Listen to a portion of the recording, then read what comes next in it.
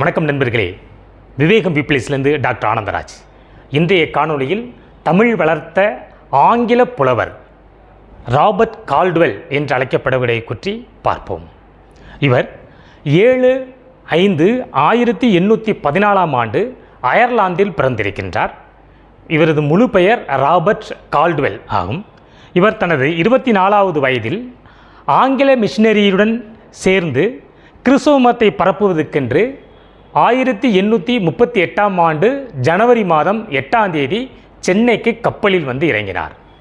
இவர் கப்பலில் வரும்பொழுது தமிழகத்தைச் சேர்ந்த அவருடைய நண்பர் பிரவுன் என்பவரிடம் தமிழ் பயின்றிருக்கிறார். தமிழில் புலமையும் பெற்றிருக்கின்றார். திருக்குறள், சீவக சிந்தாமணி, நன்னூல் போன்ற நூல்களையும் திறம்பட கற்று தேர்ந்திருக்கின்றார். பின்பு 1841 பாதிரியாராக குருப்பட்டம் பெற்ற பின்பு திருநெல்வேலிக்கு அருகில் உள்ள இடையான்குடி என்னும் ஊரில் பங்குக்குருவாக பணியாற்றினார். அங்கு 50 ஆண்டுகள் பங்குக்குருவாக இருந்த பொழுது மதப்பணியுடன் சேர்த்து தமிழ் பணியும் மாற்றியுள்ளார். இவர் ஆங்கிலத்தில் எழுதிய நூல்களாவன கிறிஸ்தவ மதத்துக்கும் இந்து மதத்துக்கும் உள்ள தொடர்பு, 3 பாதை வழிகாட்டி, குடிமியின் மீதான அவதானிப்புகள், மதத்தின் உள்ளிருக்கும் கோட்டை, திருநெல்வேலி சாணார்கள் என்ற பெயரில் ஆங்கிலத்தில் புத்தகத்தை எழுதியுள்ளார்.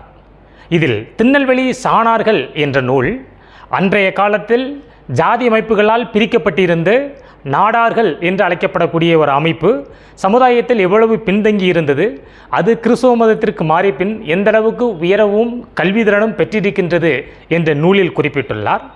அந்த திருநெல்வேலி சாணார்கள் என்ற நூல் அன்றைய காலகட்டத்தில் சர்ச்சையாகவும் எழுந்தது. இருந்த போதிலும் அவர் கூறிய கூற்றே உண்மையாகவும் இப்பொழுதும் கருதப்படுகிறது. ஆதலாலேயே அவருக்கு இடையான்குடியில் சிலை வைக்கப்பட்டு சிறப்பு வழிபாடும் நடைபெற்று வருகின்றது.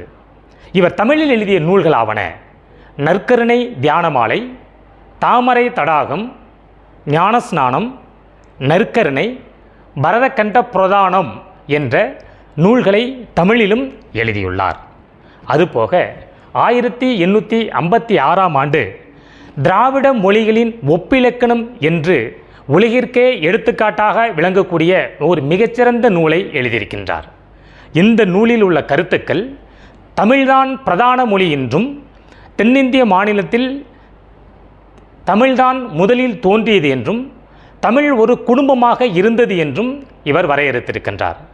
அதாவது தமிழ், தெலுங்கு, மலையாளம், துளுவம், கன்னடம் போன்ற 5 மொழிகளை உள்ளடக்கிய திராவிட குடும்பம் என்று மொழி இருந்திருக்கிறது என்றும், அதற்கு தலையாய மொழி தமிழாக தான் இருந்திருக்கிறது என்றும், பிற மொழிகள் அனைத்தும் தமிழ் மொழியிலேனுடைய வார்த்தை கலப்பினமாகவே தோன்றியிருக்கிறது என்றும் இவர் கண்டறிந்திருக்கின்றார்.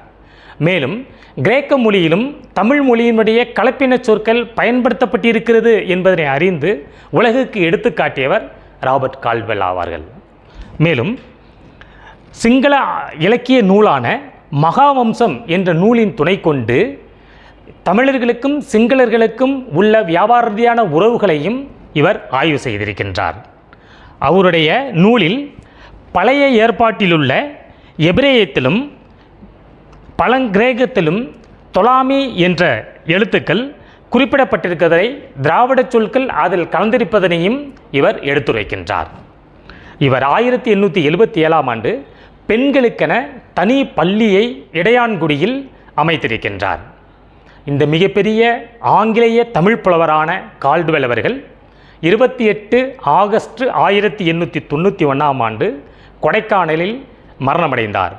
இருந்த போதிலும் அவரது சடலம் இடையான்குடியில் அவர் கட்டிய ஆலயத்திலேயே கல்லறையாக கட்டப்பட்டுள்ளது. நன்றி நண்பர்களே. வரும் காணொளியில் வேறொரு அறிஞரை பற்றி பார்ப்போம்.